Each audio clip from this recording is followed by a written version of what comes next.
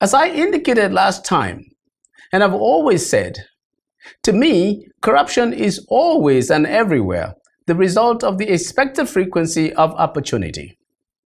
I believe that corruption happens because of persistent and entrenched personal or environmental uncertainty. So to end corruption, it is imperative we reduce the level of personal and environmental economic uncertainty. Once I asked some young people what they thought were the critical problems facing Nigeria and Africa. They said, number one is corruption, and number two is lack of electricity. You know what? I agree with them. If you solve these, in which of course the lack of electricity is a function of virulent corruption, you will solve much of the development challenge in Africa. So it is indeed clear fighting corruption should be the primary target in Africa at this time, because it is undermining economic growth, discouraging foreign private investment, and decimating the resources available for infrastructure, public services, and poverty reduction programs. Corruption raises the cost of living for the poor by forcing them to sometimes pay bribes and unnecessary fees, in addition to pass-through costs from corruption incidents in upstream markets and activities.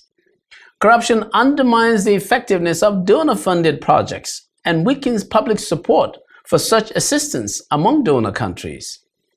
As I've already said, the key thing to do is to reduce the level of uncertainty, especially environmental uncertainty.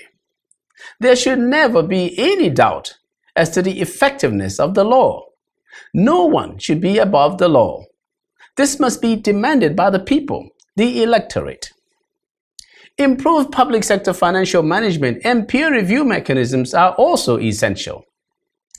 And to show that anti-corruption laws can bite, corrupt practices must be visibly punished.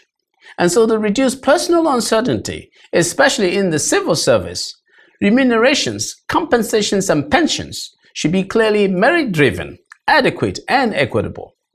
And at the top, political appointments should be justified based on prior related records and competencies.